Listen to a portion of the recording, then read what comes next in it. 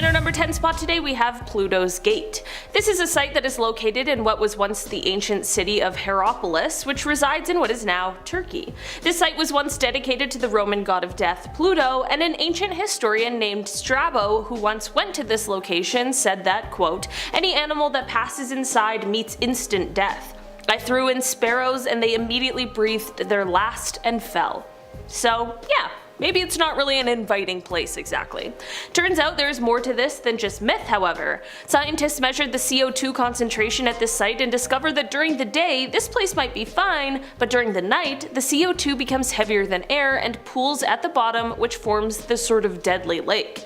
The reason it's fine during the daytime is because the sun is able to dissipate the gas. It is said that at dawn the CO2 concentration that was measured 40 centimeters above the floor was at 35%, which would be enough to take a life within minutes. In our number 9 spot today we have Lake NYOS. So this isn't a place that is necessarily illegal to visit, but it definitely is a place that you should only live or even really visit at your own risk. Lake NYOS is located in Cameroon, and it is different from any regular old lake because of the volcanic crater that it sits in. The magma floor releases carbon dioxide in both the water and the surrounding air, making it a less than ideal place to live and breathe. Usually the CO2 just dissipates into the air, mostly harmlessly, but in 1986 there was a limnic eruption that caused a catastrophe. A limnic eruption is very rare, but it's what happens when dissolved carbon dioxide suddenly erupts from lake waters, which then goes on to form a gas cloud. This resulting gas cloud is extremely dangerous and is capable of displacing the oxygen in the area, which of course is lethal to any living thing, which is exactly what happened in 1986.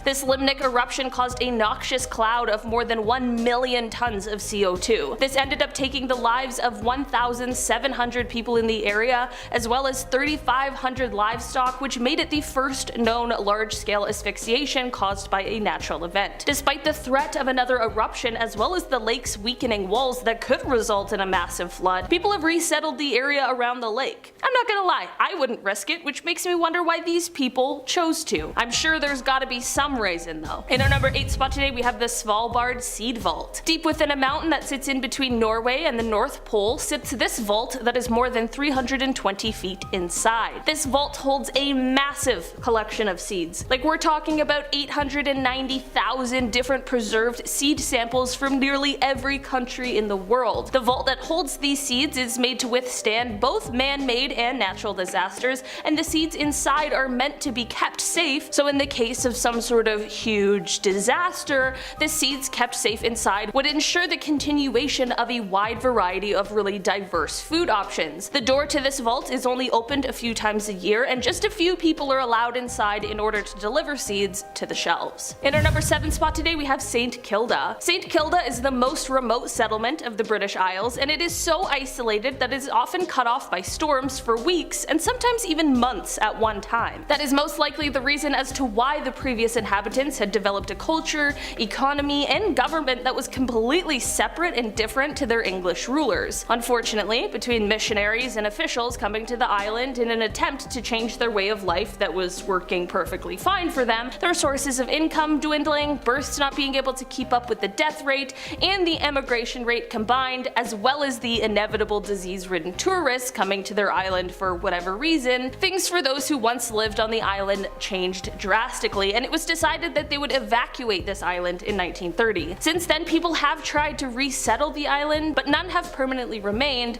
likely because of the isolation. In our number 6 spot today we have SURTSEY Island. This island was born in 1963, and by that I mean it emerged from the sea in that year just off of the coast of Iceland after 4 years of being formed by an undersea volcano. A brand new island. What could we possibly do with that? While I'm sure humans could find 1,000,001 ways to ruin it, surprisingly we decided not to do that at all. Instead, this island was protected in order to allow scientists to study how new ecosystems form and what happens when there's really no human involvement in that. This means that those who are permitted to go to the island have some very strict rules to adhere to, and it's not like just anyone is allowed to go. I mean, I couldn't go, you probably couldn't go. Well, I don't want to make that assumption, I don't know. Maybe you're a scientist. One of these rules is that there are no seeds allowed on the island, and no using the facilities either. The last rule is because one day when scientists found a tomato growing on the island, they were confused as to how.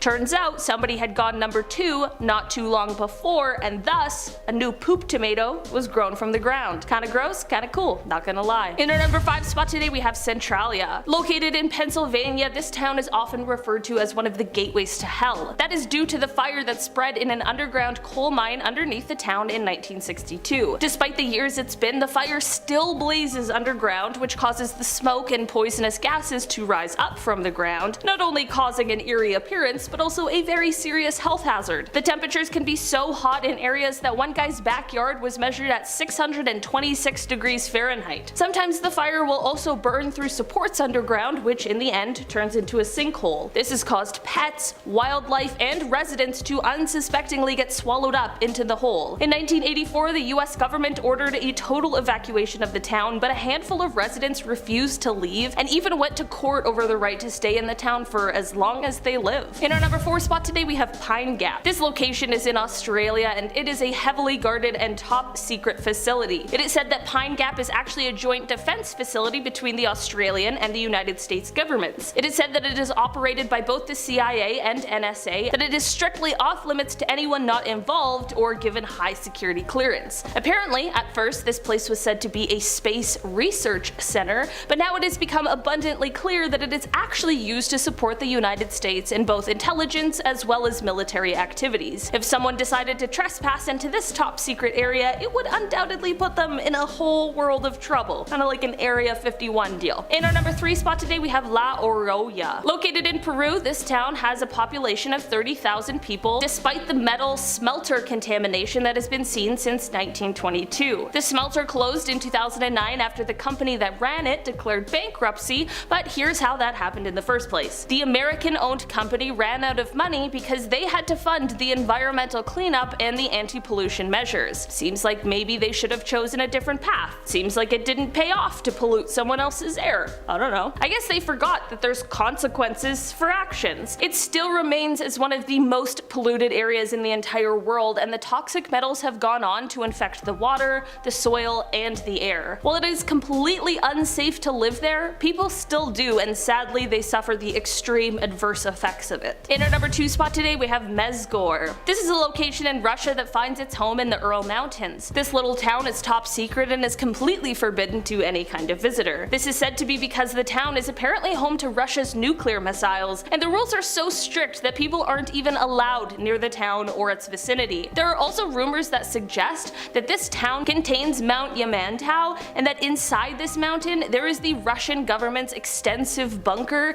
making this just another reason why this town is completely cut off to anyone who isn't a very high-ranking official. In our number 1 spot today we have Wittenoom. This place in Australia is the home to a former blue asbestos mine, which is exactly what makes it one of the most contaminated places in the country. I mean this literally. The roads were paved with asbestos, even after the mine shut down in 1966. While this city was once the home to 20,000 residents, the population dropped significantly after the deaths of 300 former mine workers from mesothelioma. Apparently it was decided that it would be too expensive to clean up the town, so instead the government just declared it unfit to inhabit and took it off the maps. While most people have since left the town, it is said that 3 residents refused to leave and still remain in the almost completely abandoned town. Starting off this countdown we have the Stairway to Heaven. The Stairway to Heaven, or the Haiku Stairs, is a very steep hiking trail that was closed in 1987. It was closed because of lack of maintenance of the trail and it was deemed unsafe.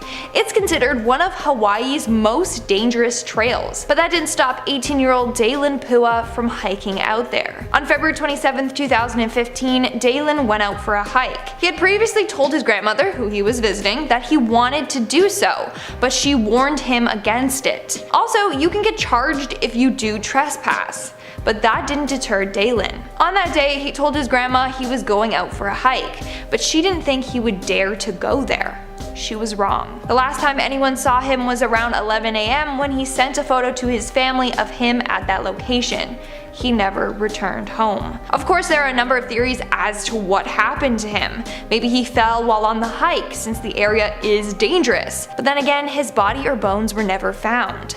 Another theory is that he was kidnapped or killed by someone. In the photo he sent to his family, it said you can see a man lurking in the foliage. Was this his killer? Sadly, we might never solve this case. In our number 9 spot today, we have the Chernobyl exclusion zone. Back in 1986, there was the tragic event of the accidental nuclear meltdown at the Chernobyl nuclear plant.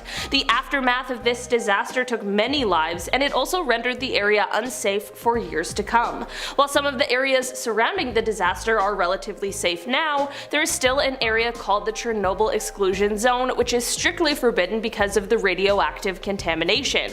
You would think that the threat of a horrible death, or at least some painful side effects, might be enough to keep people out, but that is not the case. Throughout the years, people have continually tried to sneak into this zone to catch a glimpse at what exactly it holds. In our number 8 spot today, we have Zone Rouge. This area, also referred to as the Red Zone, is an area of France that is one of the most restricted on Earth. Located in northeastern France, it is said that this chain of uninhabited areas was completely destroyed after the events of the First World War. This area contains a massive amount of both human and animal remains, along with way too many unexploded weapons that have gone on to contaminate the surrounding water and land. This has led to the French government prohibiting any kind of activity in the areas that includes any sort of agricultural or settlement. I mean, I wouldn't particularly want to risk it with an undetonated explosive, so it completely makes sense why this area would be restricted. In our number 7 spot today, we have Snake Island. This island is located in Brazil and is one of the most dangerous in the entire world, and that is because it is absolutely filled to the brim with snakes. It is thought that Snake Island came to be when the snakes got trapped as a result of the rising sea levels, which disconnected this island from the mainland. The reason people aren't allowed to visit is obviously to protect the humans who want to go, but also to protect the snakes that live here, as some of them aren't seen anywhere else in the world, likely because of the lack of human interference. There is a critically endangered species of snake called a golden lancehead, and on this island there are about 4,000 of them, which is critical to the species being able to continue on. As of now, only a few select researchers and the Brazilian Navy are permitted to go to the island. In our number 6 spot today, we have Area 51. This is probably one of the most famous of all of the prohibited places, and that is likely because of just how many stories and conspiracy theories are surrounding it. Area 51 is a US military installation that the government insisted didn't exist until 2013. The area is said to mainly be used as a testing site by the CIA and the US Air Force because of its remote location 100 miles north of Las Vegas, but people don't buy it. People seriously believe that this site could be holding things like crashed UFOs, actual aliens, mermaids, you know, conspiracy theory stuff. At the end of the day, whether it's aliens or testing technology, the stuff that they are doing there is super secret, and there's a reason it's so protected. That hasn't stopped many people from trying to go there over the years, however. I mean, remember a couple years back when people wanted to storm it? Yeah. Good luck. In our number 5 spot today, we have Mount OMINE. This mountain is the home of the Yamabushi monks, and it is famous for its 3 tests of courage. So, not everyone is banned from this place, but women sure are. The ban on women was placed in order to help remove thoughts of temptations from the monks as they practiced their strict lifestyle. Here's the thing with this rule though. There have been many females who have still gone here. They refer to the ban as a more voluntary situation. Both the temple and the local community call it a request rather than a rule or a law, and the request is in order to respect their tradition, as well as, of course, like I mentioned before, to help them. In our number 4 spot today, we have Morgan Island. This is a place that is also referred to as Monkey Island, and this is due to the colony of about 4,000 rhesus monkeys who call this place home. The thing is though, the monkeys aren't originally from this South Carolina island, they were actually relocated here from Puerto Rico.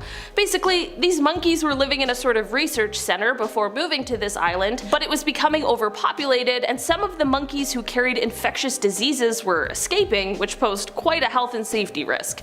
This is when South Carolina stepped in and offered this uninhabited island as a place for these monkeys to go and continue to be researched. There are now laws that prohibit anyone from the island for both yours as well as the monkeys' safety. In our number 3 3 spot today we have Bohemian Grove. Bohemian Grove is a privately owned campsite in Monterey in California, and it's the home to the wealthy and exclusive Bohemian Club. This club is only for some exclusive groups of men, despite the few dire attempts at including women. Every year there is a 2-week-long retreat that the club hosts on the private grounds, and while there have been 4 women who have been invited to the club as honorary members, the women are never invited to the Grove. Because of this weird ban and just the entire super strange nature of this whole ordeal, both the club and the Grove are part of many conspiracy theories. There has been no shortage of outsiders trying to sneak into the Grove to see what the heck is going on there and to see if they can get to the bottom of what this secretive club is really hiding. To be honest, there's definitely something sketchy going on with this whole thing, because it really just does give off like the weirdest vibes. They also have this weird club motto that says, quote, "Weaving spiders come not here." I'm not sure what that means, but it definitely sounds weird. Just a bunch of guys hanging out and no one else is allowed. I don't know, it's weird. Bohemian Grove has entered the chat.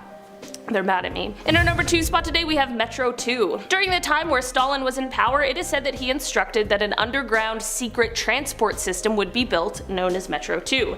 This mysterious underground system is said to connect different administrative institutions, and it's even rumored that it contains apartments and different technical rooms. It's sort of like a secret escape tunnel for high-level officials. Of course, it's completely blocked off to outsiders or the general public, and while the Moscow Metro administration denies that these tunnels even exist, there was an urban exploration group back in 1994 that claimed to have found the entrance. At this point in time, the existence of only one of the rumored 4 lines has been confirmed, and it is called D6. In our number 1 spot today we have the Fukushima exclusion zone.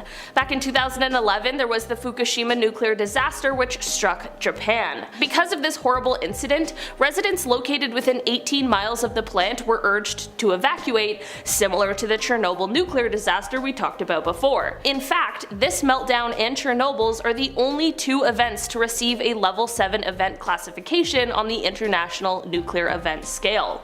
Because of this extreme radiation contamination, no one is allowed to enter the premises. Of course, I can't see why anyone would want to, but there are people who want to take the risk. This includes a 27-year-old photographer who decided to illegally sneak into the Fukushima exclusion zone.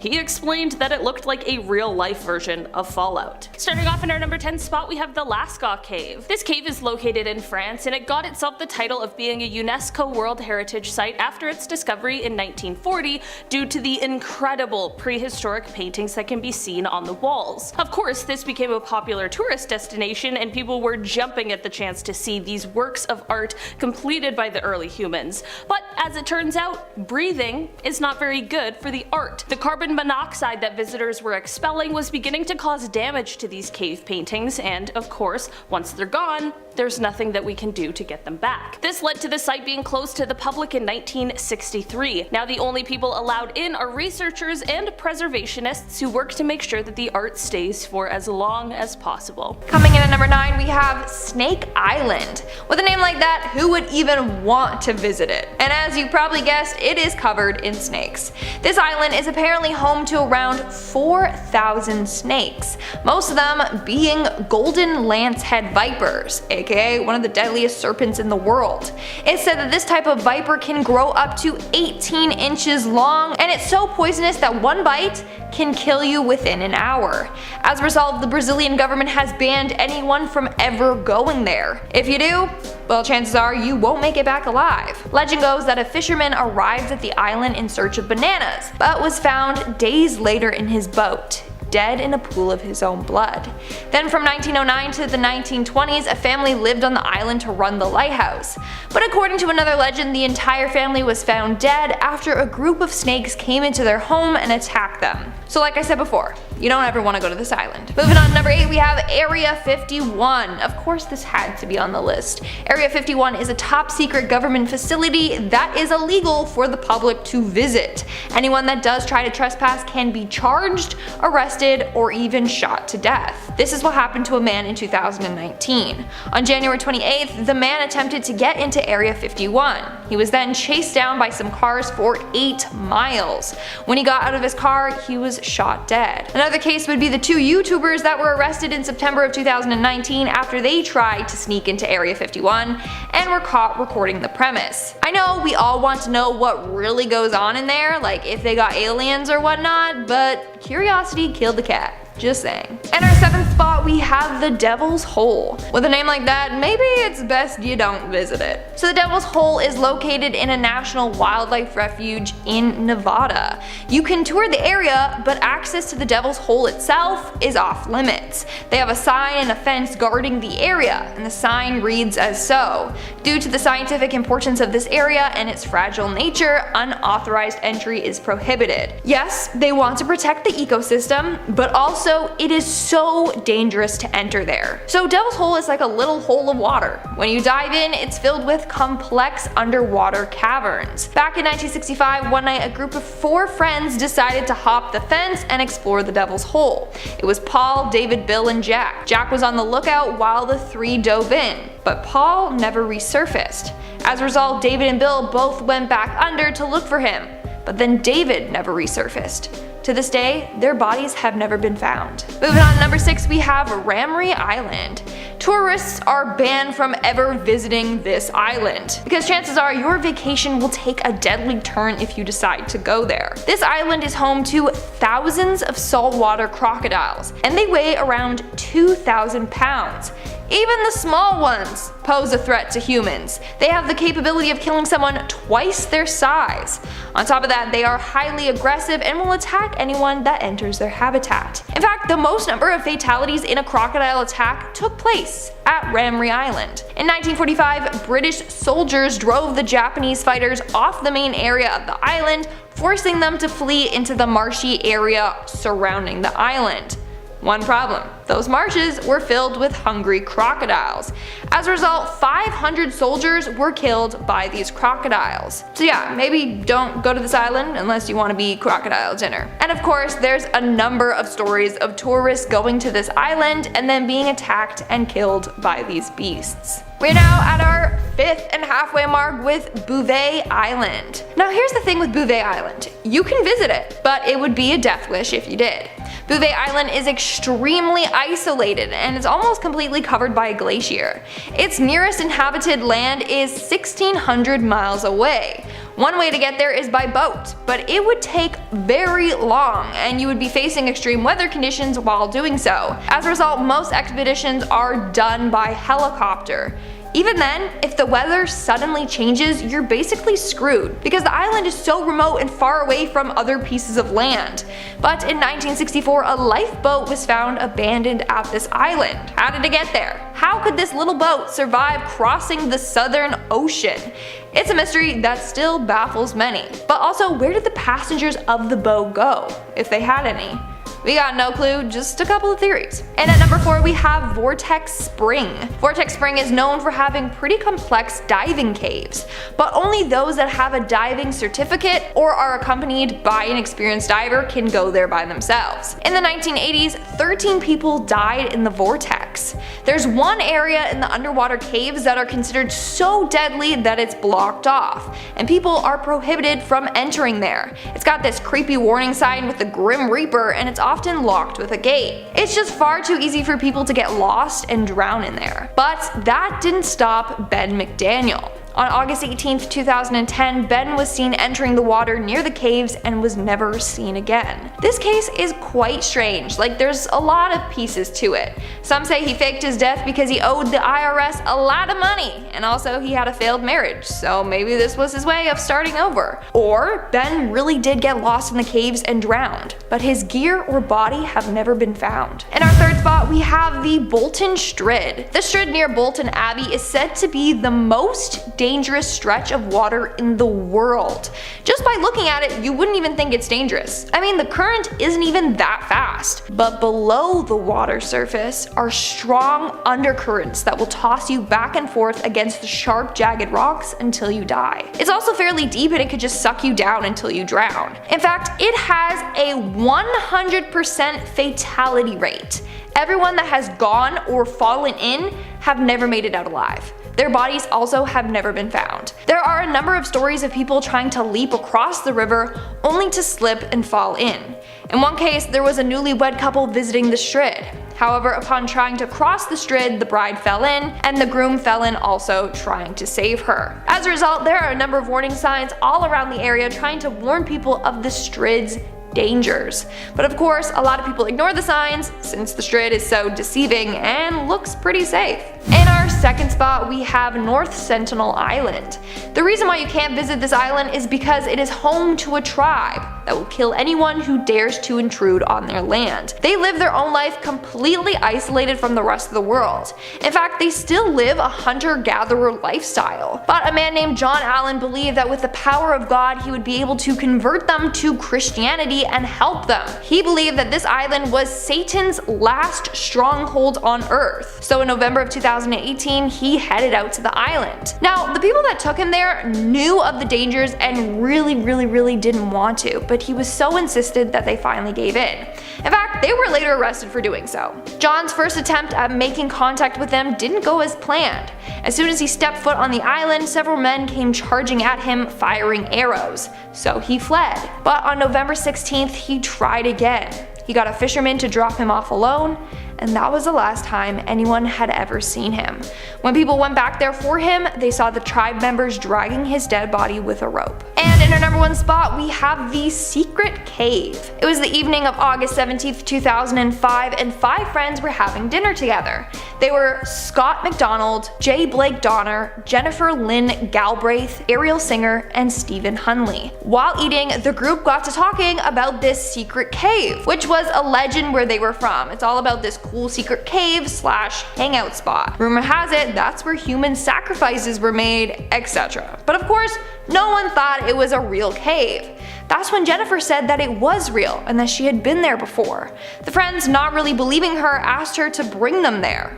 And so they did. So basically, up in the mountains by Brigham Young University, there was this small opening to a cave. The entrance was in the shape of a Y. But in order to get to the secret hangout spot, Jennifer told them they would have to dive down one area through this underwater tunnel to the other side, where there was an air pocket. The tunnel was 15 feet, and the gap they would have to swim through was 20 inches wide. So it was just enough for people to squeeze through. On top of that, someone had put a rope in the water so you could just pull yourself underwater with. So that's what the 4 of the friends did. Stephen Hunley decided to stay back. He waited for the group for about an hour, then he decided to call for help. And when police arrived, they were horrified at what they saw. So it seems like the group of friends successfully managed to get to the other side, but they couldn't make it back. The police ended up pumping out the water so that they could enter. And that's when they found all 4 of the friends' bodies stacked up against each other.